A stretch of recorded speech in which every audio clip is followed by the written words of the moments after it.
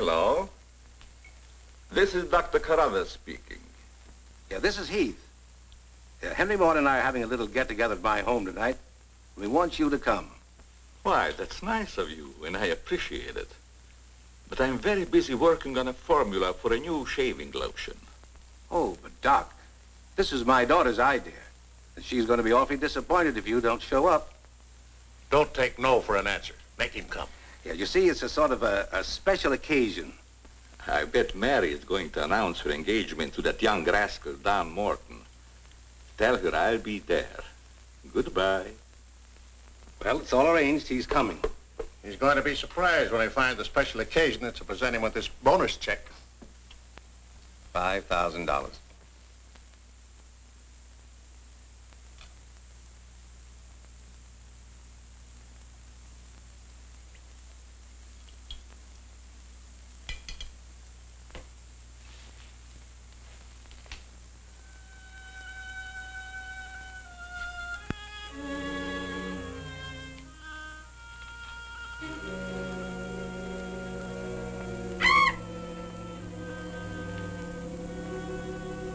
Good. You have not forgotten. You hate this strange oriental fragrance, even while you sleep.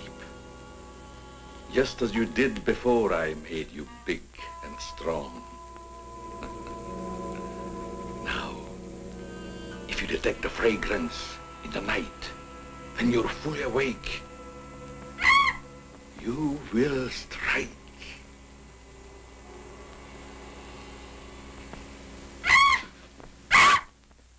Yes, you will strike to kill. Well, Doc's late. Wonder if he's been called out on a case. Perhaps I'd better phone him.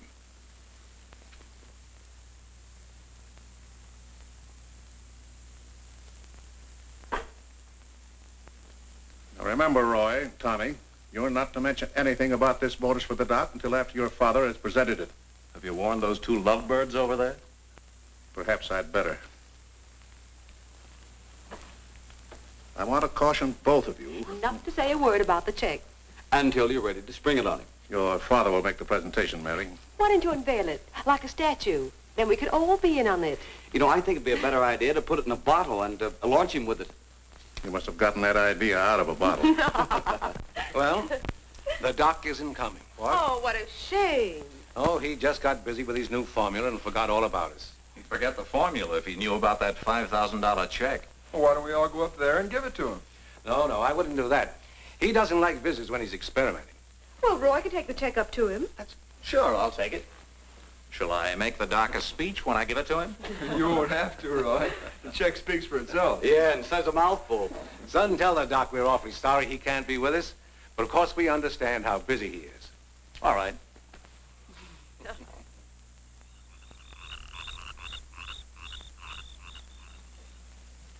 Just a minute, Roy, and I'll be with you.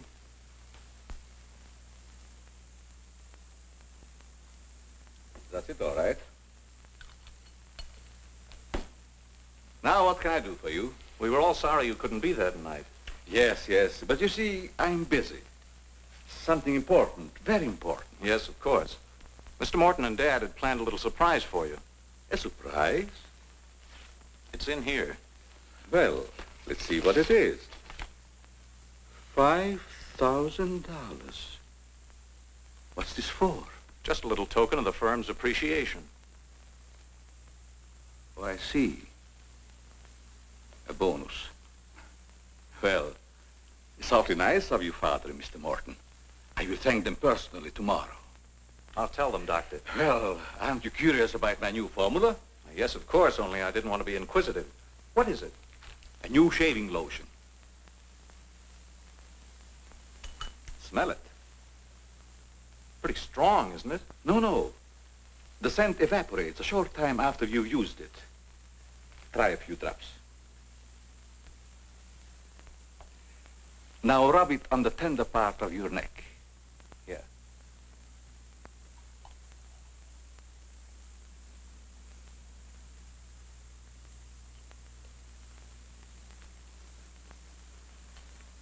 soothing, isn't it? Yes. When will it be ready for the market? Oh, it's still in the experimental stage. I want to try it out on several people first and see if it works. Well, if you'd like to send me a bottle, I'll be glad to try it for you. Thanks. Good night, Doctor. Goodbye, Roy.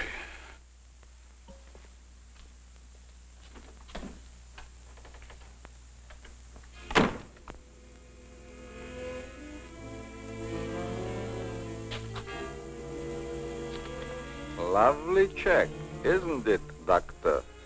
They are wealthy because of you. You made them rich, Doctor. It was your formula.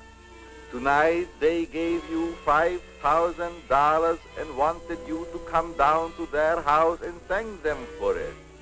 That was your money they gave you, like a bone tossed to a faithful dog.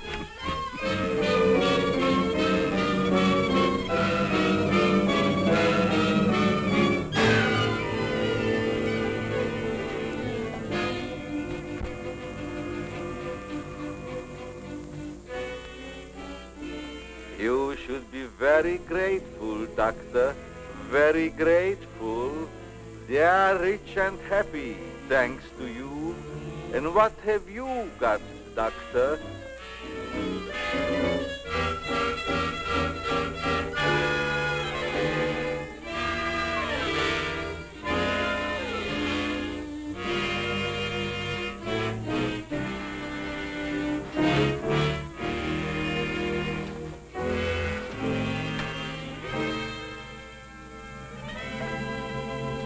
Tonight you have work to do.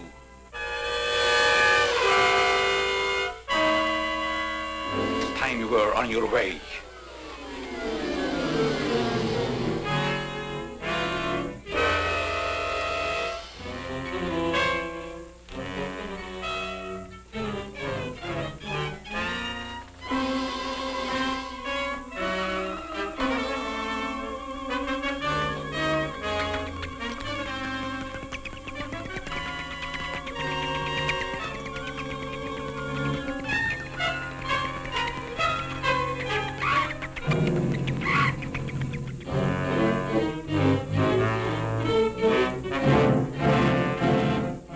Tonight's a good time while our families are here to announce our engagement. Look, Don, I've loved you a long time, ever since we were kids. But I'm afraid it's been more like a sister. Well, I had no idea you felt that way.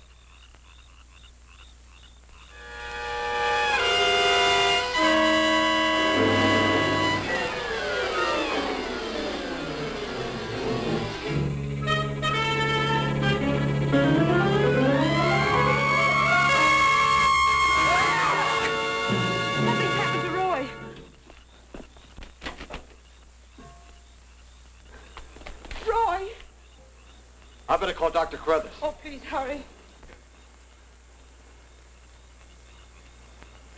There's nothing I can do. You mean he's dead? Yes, I better call the coroner. You think it's murder? I don't know.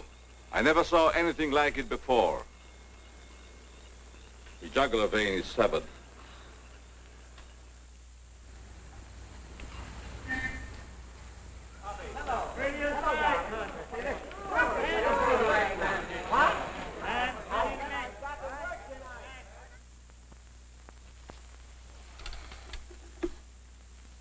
Send Johnny Layton in here.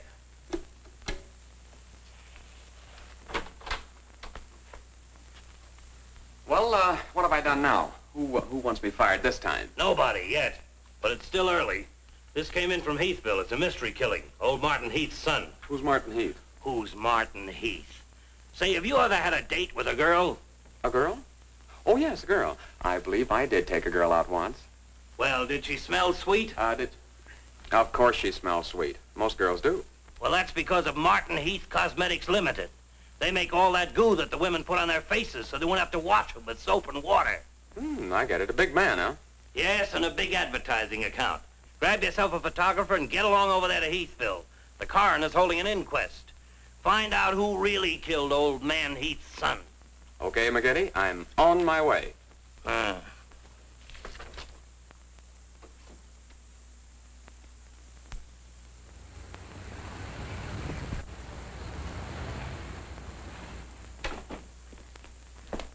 Chief Wilkins? Yeah? I'm Johnny Layton of the Chicago Register. Glad to see you. And this is my cameraman, One Shot McGuire. Hi, Chief. Howdy.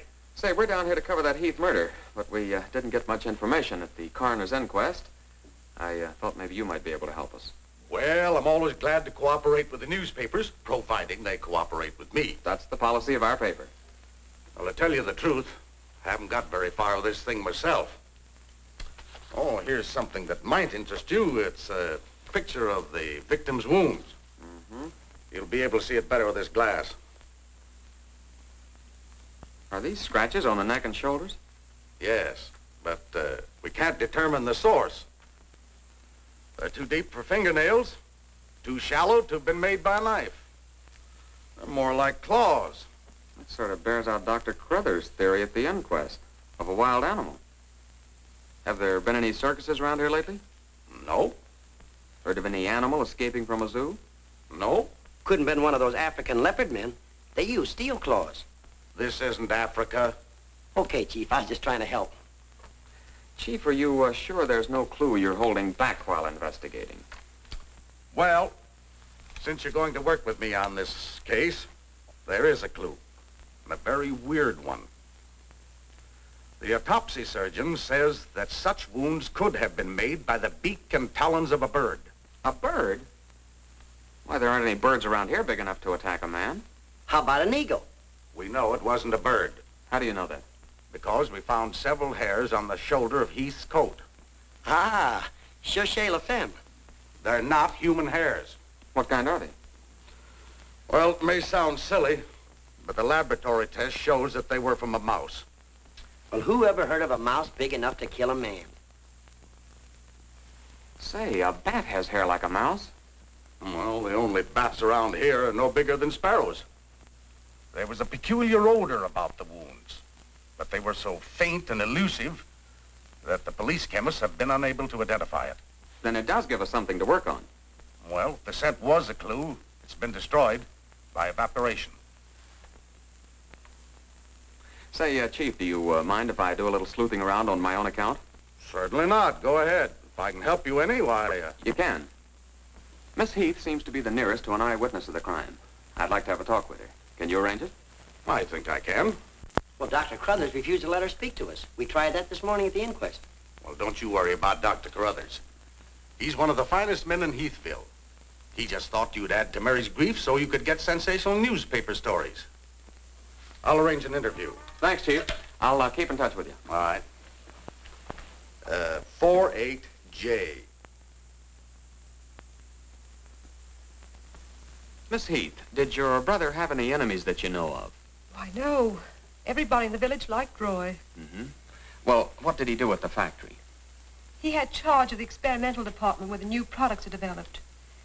Oh, here comes Dr. Carruthers. Hello, Doctor. Hello, Mary. I took a shortcut from my laboratory through a garden hedge. You met Dr. Carruthers at the inquest this morning. Yes. Mr. Layton, I hope you'll forgive me if I seemed a little abrupt. But I'm fond of Mary. And considering the ordeal she already went through, I wanted to protect her from dwelling too much on the tragedy. Of course. You were quite right. We're working on the case with the police now. Yes, I understand. Chief Wilkins phoned me. And if I can be of any assistance, just call on me. Thanks. Won't you sit down?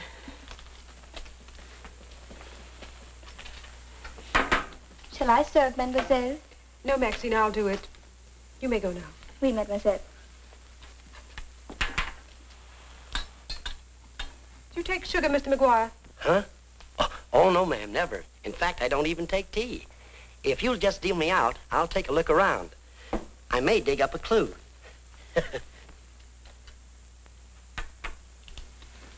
What do you think of Dr. Carruthers' theory about a wild animal, Mr. Layton?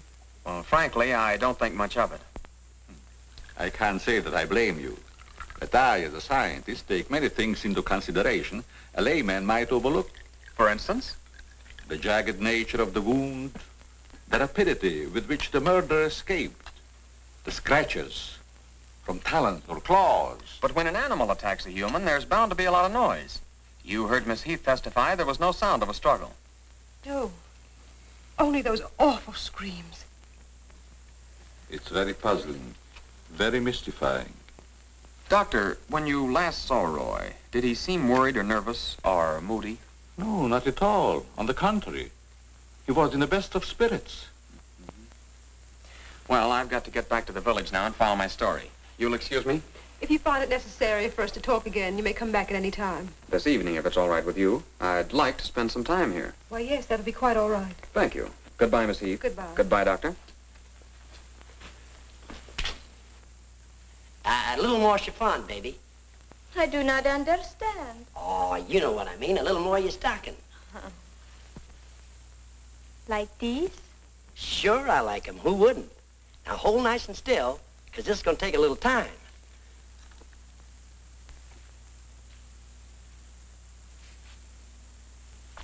Well, if you're going to shoot, shoot. Right away, Johnny. I was just trying to get the focus. Mm-hmm. I got it.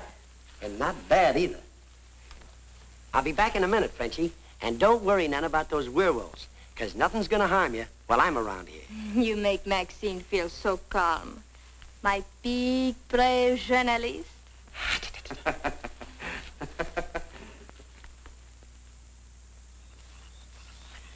This is my idea of nothing at all. Sitting here waiting for an animal to give us an argument. Look at that moon.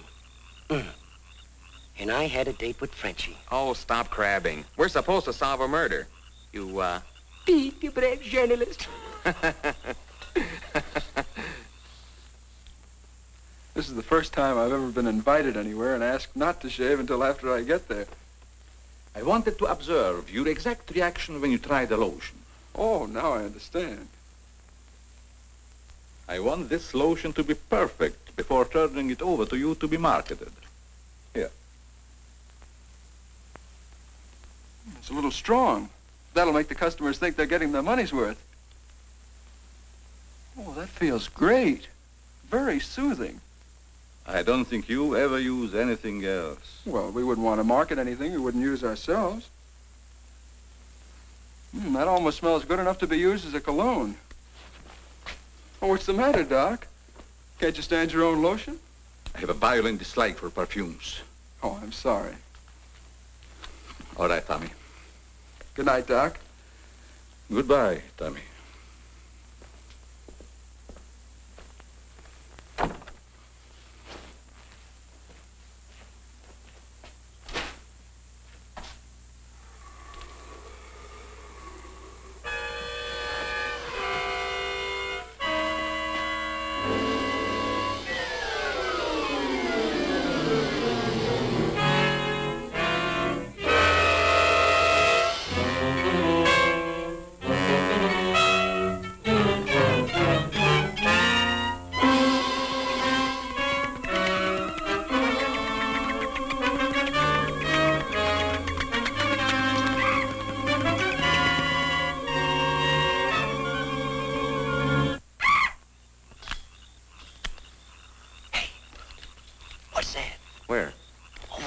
Moving.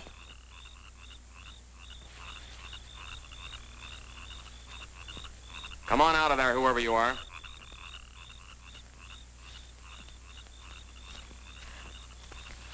What are you doing out here, Miss Heath?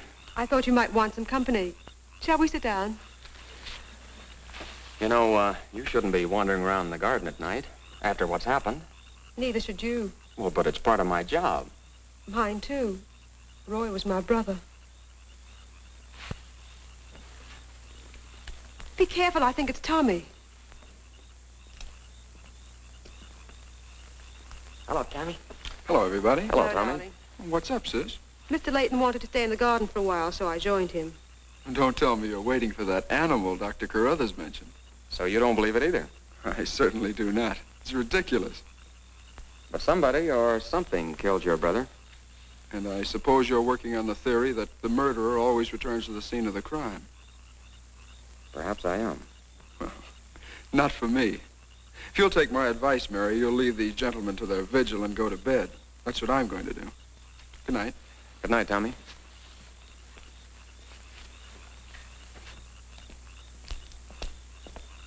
I don't think your brother likes my being here. Oh, you mustn't mind Tommy. We're all terribly upset. I know.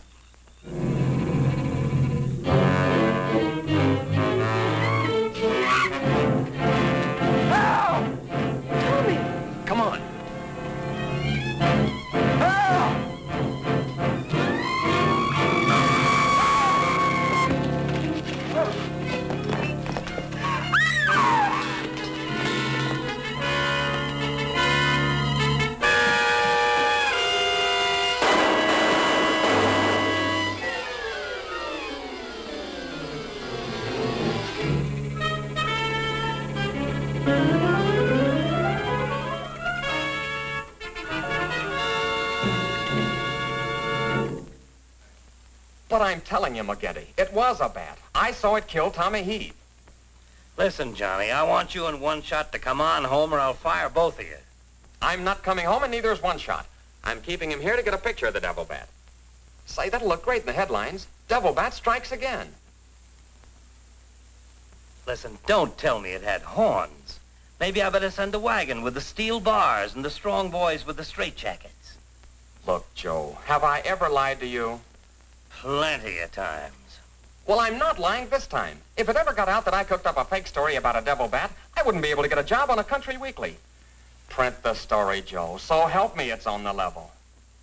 All right, I'll print it. But I won't believe it not till One Shot gets me a picture of that devil bat in action. Don't worry, he'll get it. Goodbye. You, my friend, are going to get a shot of the devil bat in action. Who, me? How? Have you noticed there's a taxidermist shop in the village? Well, you wouldn't suggest that I go out and stuff a bird, would you? One Shot. To think that you'd even hint that I would suggest you have the village taxidermist build you a nice big bat for pictorial purposes. Besides, a bat isn't a bird, it's a mammal. Well, why didn't you say so in the first place? Where is this bird stuffing emporium? Oh, down on Cottage Grove Avenue.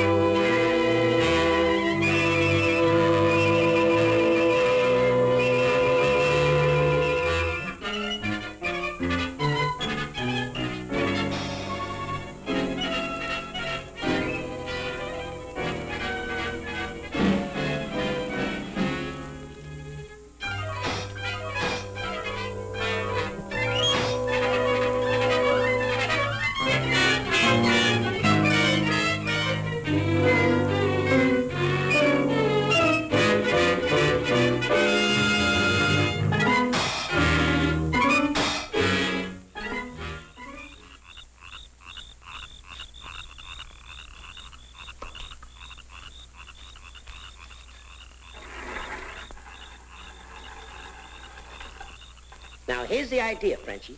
You hang on to the bat till I get my camera set up. And when I raise my hand, you give the bat a good shove, and it'll swing out just like it's flying. Then I can get a swell picture from my boss. Get it? Oui. I am wise, no? No. But hang on to the bat until I raise my hand, huh?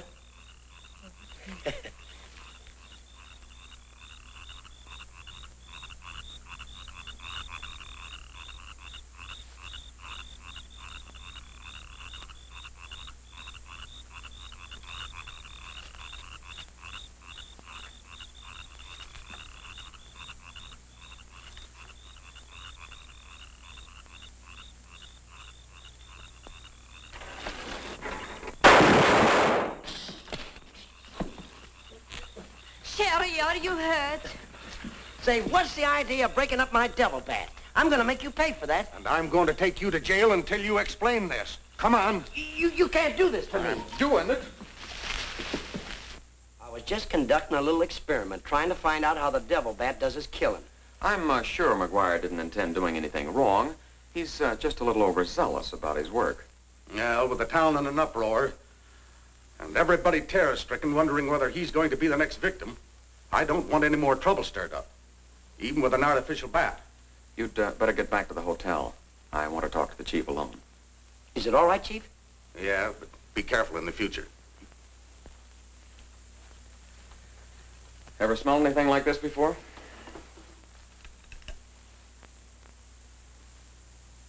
Well, yes. That's the same stuff that's been on every one of the devil bat's victims. Where'd you get it? Found it in Don Morton's bathroom. Find out where Morton got it? No, I didn't want to arouse suspicion by asking questions till after it's been analyzed. You think it has any connection with the murders? That's the way it strikes me, but I can't figure out how. I'll get the police chemist on it right away. I'll snoop around, see if I can find out where Morton got it. Well, it probably came from down at the Heath Cosmetic plant. I've men working on a theory of a disgruntled factory employee committing the crimes. It's certainly more than coincidental that all the victims have been members of the Heath and Morton families. Yeah. Looks like a plot to wipe them all out. I wish the rest of them would leave town until this crime is solved. You're worried about Mary, aren't you? Well, yes. I've been urging her to leave, but she won't go without her father. And he insists on remaining here to help clear up the crime. And worse than that, neither Heath nor Morton will let me give them a bodyguard. I guess we'll just have to wait for something to break. Good night, Chief. Good night, Johnny.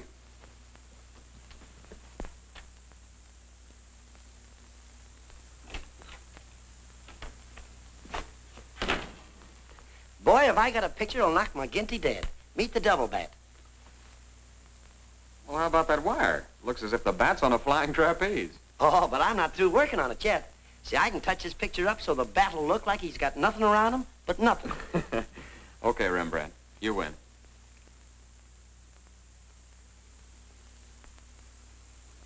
This is your news commentator, Walter King. Tonight we're broadcasting from the little village of Heathville, where an alleged devil bat has claimed 3 victims during the past 6 weeks. You will note that I say alleged devil bat. That, ladies and gentlemen, is because your correspondent has been very skeptical from the start as to the existence of this horrendous creature. I have as my guest in the studio tonight Professor Percival Garland Rains, perhaps the world's greatest authority on animal life. I'm going to interview Professor Rains on the subject of the devil bat. Our radio audience may draw its own conclusions. Professor Rains, first let me ask you, point blank, do you believe that any such creature as the devil bat exists? I do not. He's got a nerve. Quiet. In the dark ages, when men and women lived in caves, there may have existed a bat of this size. But not in this day and age. How do you account for the fact that Mary Heath, whose 2 brothers were victims of the devil bat, and a newspaper reporter, John Layton, claimed to have seen this amazing creature? Sometimes under stress of excitement, our minds play tricks on us. Hey, he's insinuating you saw the little bat that wasn't there. Pipe down. But how about the picture of the devil bat published by Mr. Layton's paper? I examined that picture under a powerful magnifying glass. I denounce it as a fraud. Whoever constructed the strange-looking monster forgot to remove a label from the silk used on its left wing. That label reads, "Made in Japan."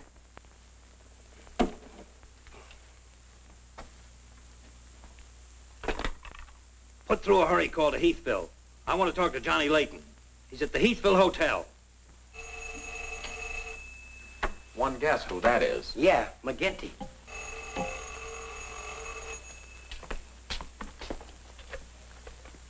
Go ahead, pour it on. So you slipped over a fake picture on me, huh? Well, you're fired, both of you. And I'll see to it that you never work on another newspaper as long as I live. Made in Japan. You tell One-Shot McGuire he ought to be snapping photos in a booby hatch. Both of you, come on in and get your final checks. Oh, no. We're not coming in to get anything. All right, so we're fired. But we're staying here just the same. I saw that bat. We're going to stay here till we catch that bat, and when we do, I'm going to bring it in and stuff it down your throat. Goodbye. Well, we're fired. Mm-hmm. Again. That's him calling back to apologize. Now, you give him a good scare. No use begging us to go to work for you again, McGinty. You fired us, and we're staying fired. Oh, Mary, I thought it was somebody else. Johnny, why did you make a joke of a tragic thing like this? But it wasn't intended as a joke, Mary. I was only trying to get the news. I suppose you call it getting the news when you arrange to print a picture. That's a deliberate hoax. That has the entire country laughing. A grand joke, Johnny. But somehow I can't appreciate it. But I can explain that picture. Don't try, Johnny.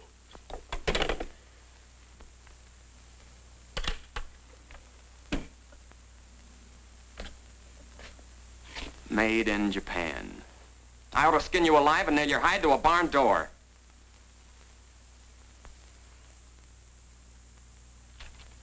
Here's the chemist report on that shaving lotion. I see you couldn't break down one of the ingredients. Yes, he said it must be some element with which he's not familiar. We won't get anywhere until we identify it.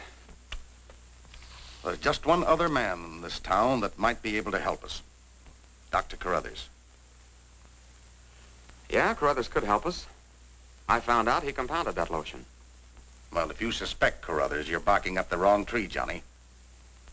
He's the last man in this town that would harm anyone. Why, everybody loves him. Maybe so. But here's something else I dug up.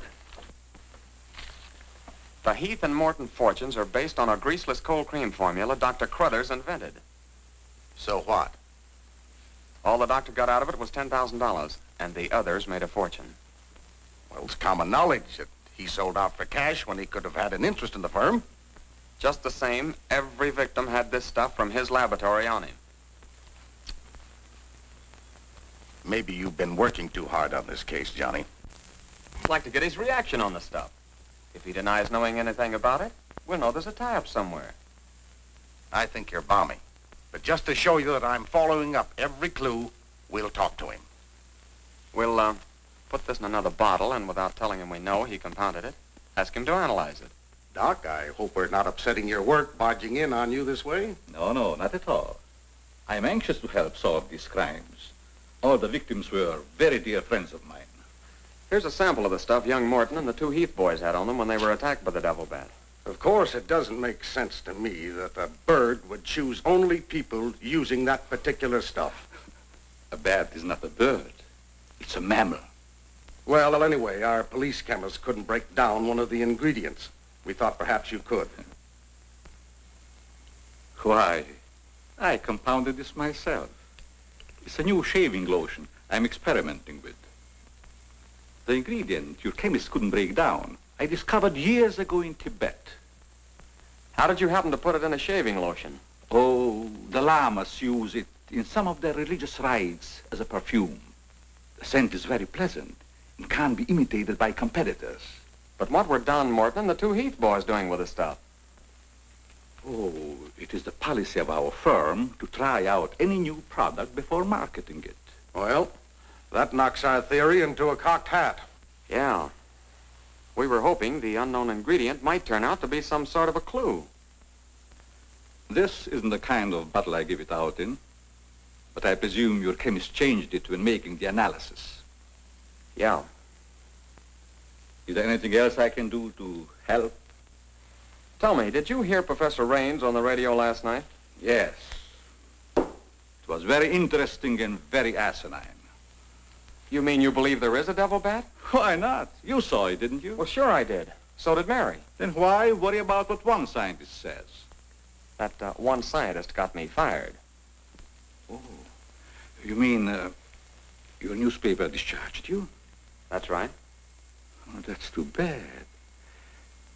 Then you're believing Heathville before the mystery is solved.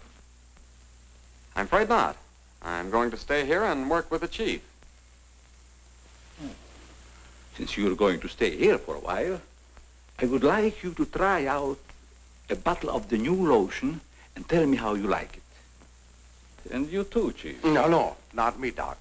If my wife ever smelled perfume on me, she'd suspect me sure. Well, Mr. Layton, I understand you are not married.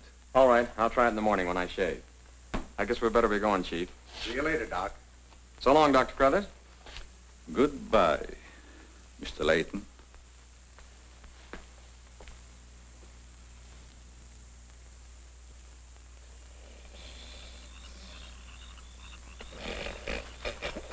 What's the matter? Does that smelly shaving lotion put you to sleep? Well, why'd you tell the doc you're going to use it if you think it's smelly? Oh, I don't know. I guess I was a little ashamed of ever suspecting the old duck. Well, I like it, and I'm going to tell him so. What time is it? After midnight. Midnight? Oh, there ain't no use of waiting around here any longer. This must be the bat's night off.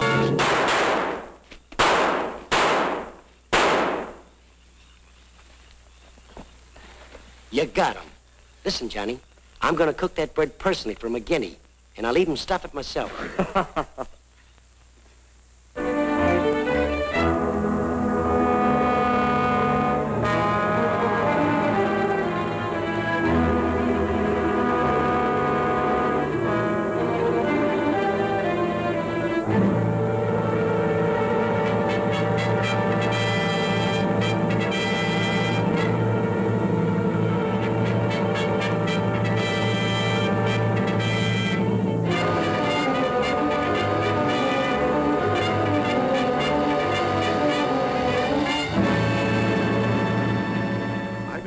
skeptical when I came to Heathville today to examine the body of this so-called devil bat. But after seeing it personally and making exhaustive research, I've arrived at the conclusion that the creature is the lone survivor of a type of giant bat which existed in great numbers during the early part of the Neolithic age. Perhaps I should explain for the benefit of some of our listeners that the Neolithic age is that period of antiquity commonly called the Stone Age. Imbecile, bombastic ignoramus.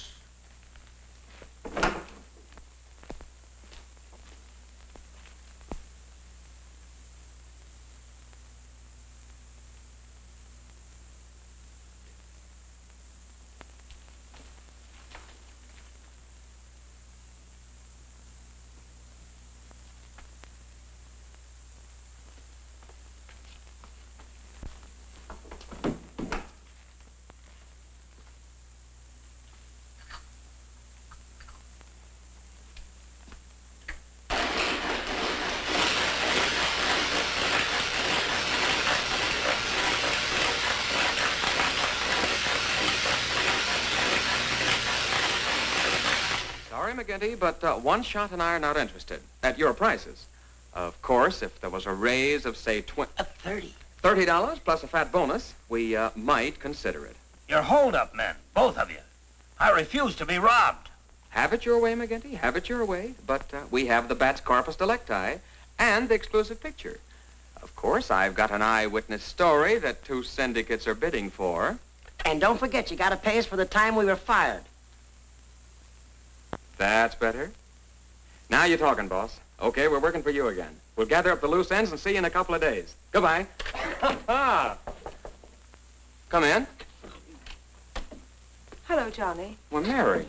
Johnny, I came to tell you that I'm sorry I said what I did the last time we talked. Do you suppose... well, I don't know how to say it, but... I do. Miss Heath, do you suppose that little French girl would apologize to me if I looked her up? Positive she would.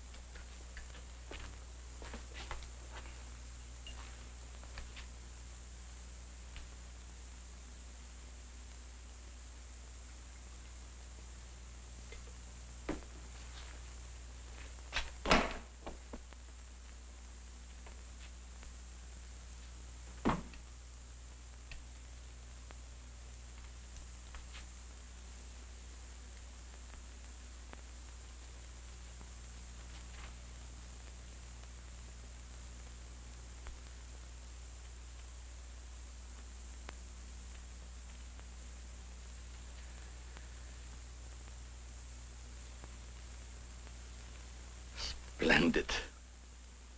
You will be even greater than your unfortunate predecessor.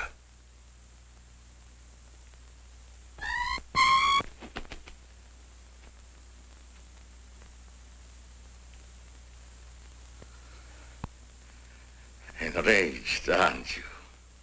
Fine. I'm enraged also. Tonight I shall call on Henry Morton, and you shall strike him down.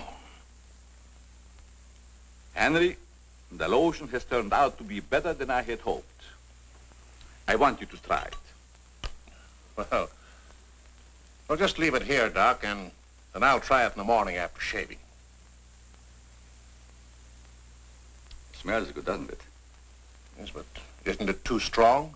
No, no, no. Evaporation quickly tones it down just to the right scent. Rub a few drops on your face. Well, I'd rather wait until after I shave. Then my skin will be more tender and receptive to a lotion. Just a little here. The texture of the skin there is always very delicate. I give you a few drops in your hand.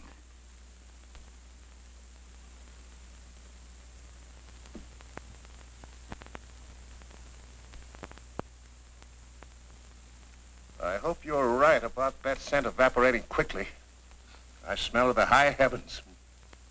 Perhaps that will be the secret of its success. Well, you can never tell what's going to happen in this business. You can believe me, Henry. You don't have to worry. Yes, I can believe that, Doc. All of your formulas have been highly successful. Oh, I've been going over the report of the company's annual earnings. A net profit of over $1 million. Not bad, eh? When you remember what we built on. A mere $10,000 for your formula. You shouldn't have demanded all cash, Doc. You should have ridden along with us. Then you'd be rich, too.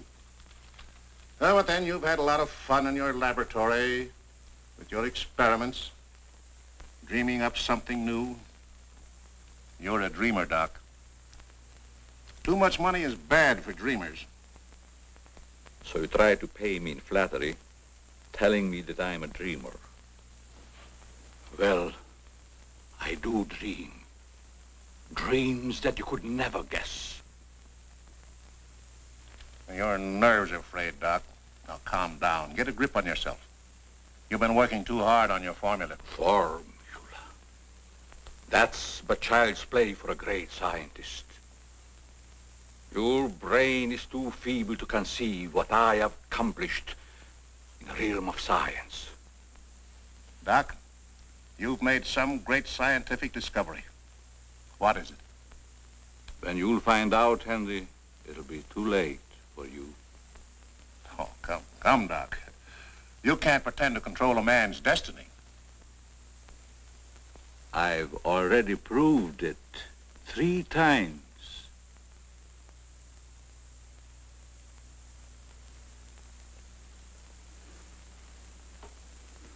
I'm sorry. Perhaps you're right, Henry, about my working too hard. I guess I'm a little tired. I better go home and get some rest. Sure. A night's sleep will do you good. Good night, Doc. Goodbye, Henry.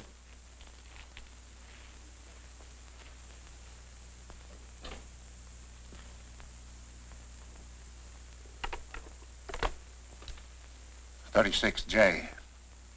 Hello? Oh, that's you, Martin? Yes, Henry.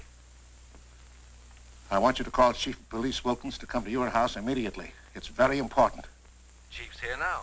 Well, don't let him leave until I get there. What on earth's happened? I think I've got a clue to all those murders. It may peter out, but if half what I suspect is true, it's the most diabolical plot that a madman ever concocted. What is it? Talk about the absent-minded professor. I forgot my hat. Henry, what is it? I'll tell you all about it when I get there. I hope I didn't intrude on a private conversation. No, nothing important.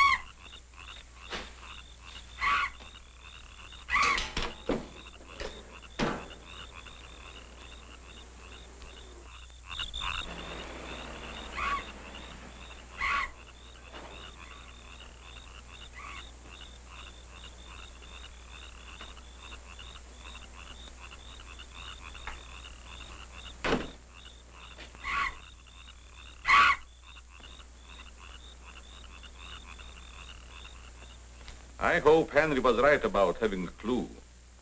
But why didn't he explain more about it when he phoned? When I insisted, he changed his tone as if he'd been interrupted. was afraid that he might be overheard.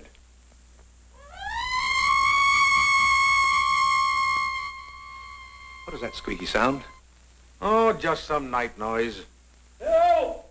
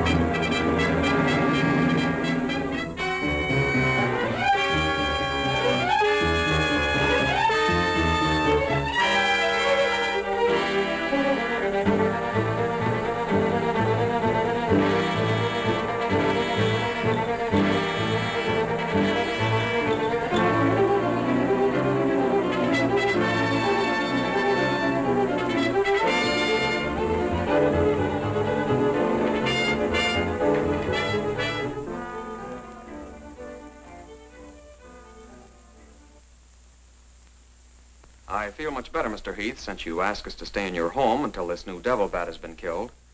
I've been worried about Mary. What reason have you to believe that Mary is in danger? Only this. I'm convinced that someone is using the bat to wipe out the entire Heath and Morton families. As a scientist, I assure you, the thought of a human controlling a bat is fantastic. Just the same, no villager's been killed or even attacked.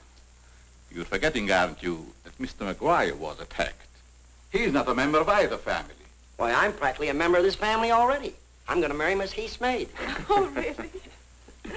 Well, boys, I'll have Maxine show you to your rooms. I must be running along home. It's past my bedtime. Good night, gentlemen. Good night, Good Doctor. night, Martin. Good night, Good Doc. night, Doctor. Goodbye, Mary. Come along.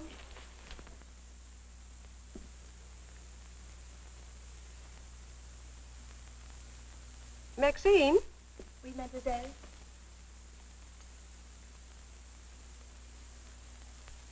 Did you fill my perfume bottles with something new? Oh, no, mademoiselle. I never touch your perfume. It's funny. I don't recognize it.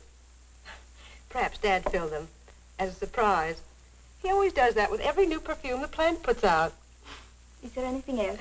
No, Maxine, that's all. Good night. Good night, mademoiselle.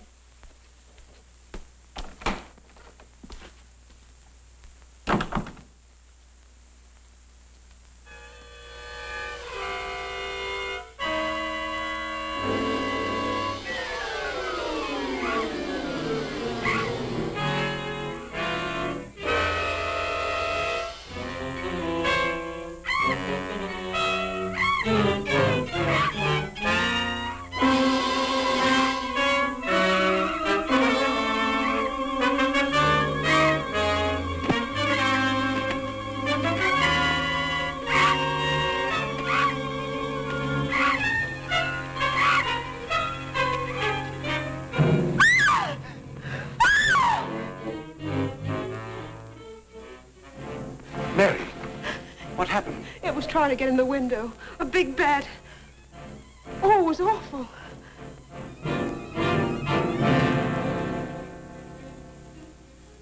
Mary, I want you to tell me everything you did just before that bat tried to get in.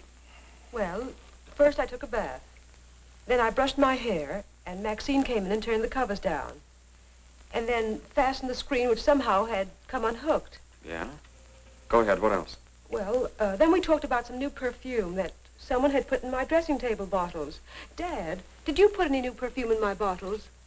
No, I didn't. Is this the stuff? Yes. Tony, this smells like... Hey, quiet. I've got a hunch that I want to follow up, and I'll need everybody's cooperation. We'll do everything we can. Of course.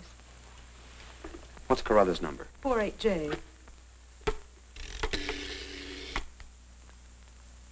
Operator, give me 48J, please. Hello, Dr. Carruthers. This is Johnny Layton. That's right. Something terrible has happened to Mary. Can you hurry over? I'll be right there. Good.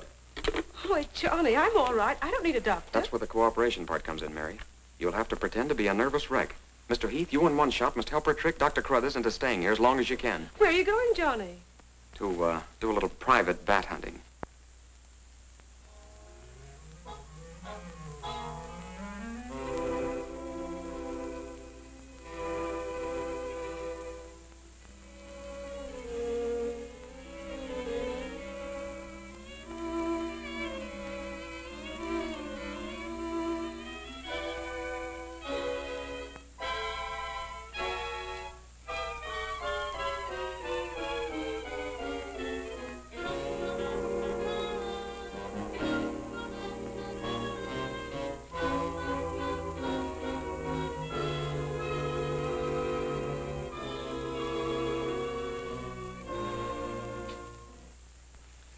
devil bat tried to get through that window. If she's suffering from fright, I give her a sedative. Where's Mr. Layton? Why, I guess he's out in the garden hunting the devil bat. Layton is a very brave young man. Give Miss Heath one of these every half an hour. Oui, doctor. It will quieten her nerves. But, Doc, hadn't you better stay until she's quieter? She'll be all right in the morning. Hey, Doc, I don't feel so good myself. Would you mind taking my temperature? You look perfectly well, Mr. McGuire. Well, you ought to see my tongue. It looks just like a squirrel's tail. Look. Try some calomel.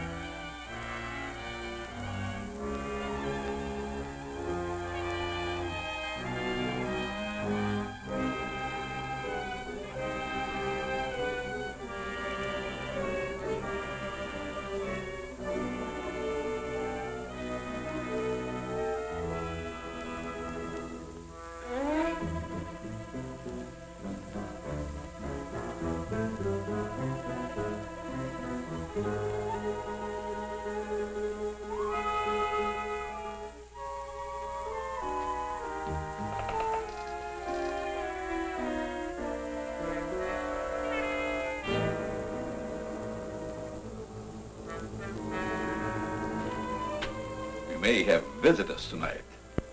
And it would be dangerous for me if they found you here.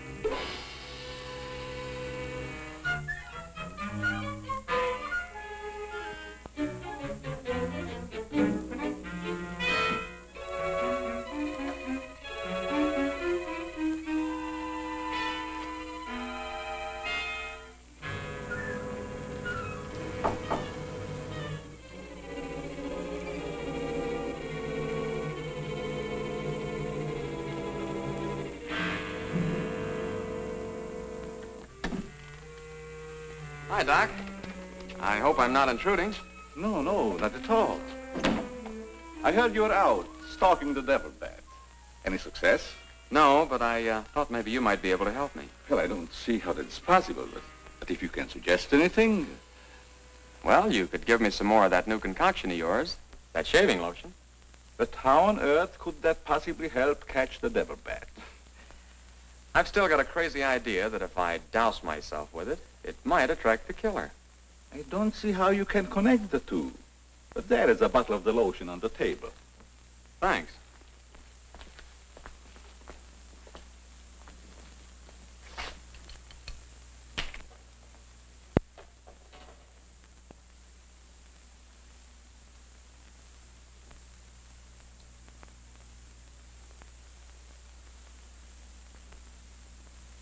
You see, Doc, I figured out something. All four of the murdered people had this lotion on them when the devil bat struck. Now, my plan is to sit in the garden, and when the killer makes one of those power dives, I'll blast him. Layton, I'm afraid all these murders have affected your mind. Maybe you'd like to come along, Doc, and be an eyewitness. I'm sure it would be just a waste of time, but I'd be glad to watch your experiment. Good. I knew I could count on you to help me.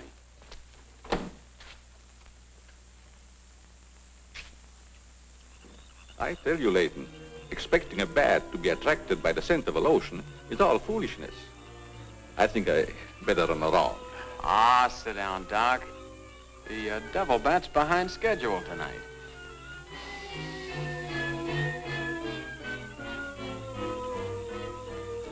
You aren't very chummy tonight. What's the matter? Firearms always make me nervous. Oh, I thought maybe you didn't want to be sitting too close to me.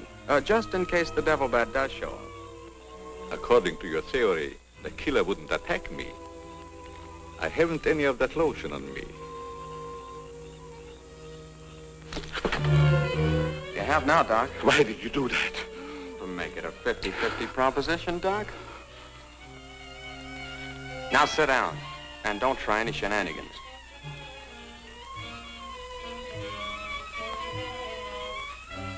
Not so funny when it's your own jugular vein that's in danger.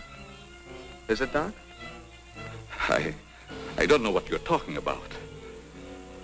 Maybe you made a mistake when you let that devil bat of yours out of the attic tonight. Don't worry about the bat killing you. I'm saving you for the hangman. Tell me, Doc, how did you develop a monster bat like that? You wouldn't understand the scientific theory.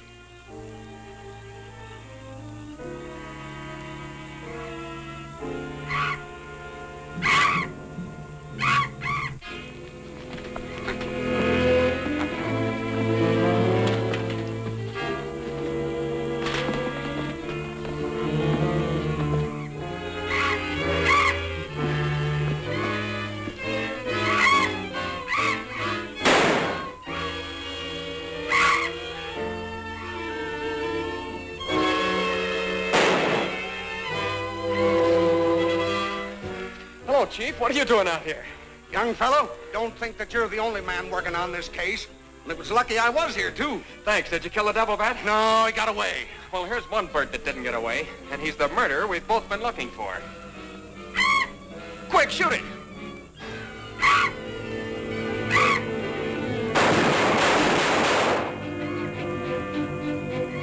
Where is it? It's gone. And so's the doctor. Did you get the bat?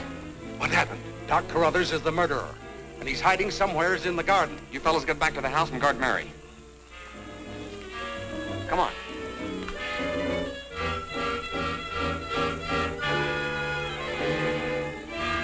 Doctor! Dr. Carruthers! Doctor! Has anything happened to Johnny? Is he hurt? They took him up to my place. You better come along with me.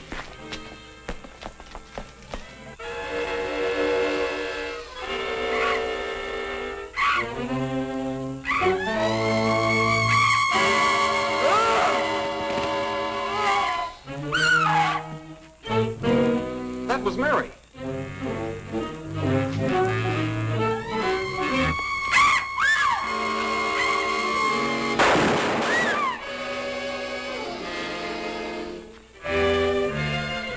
Are you all right, Mary?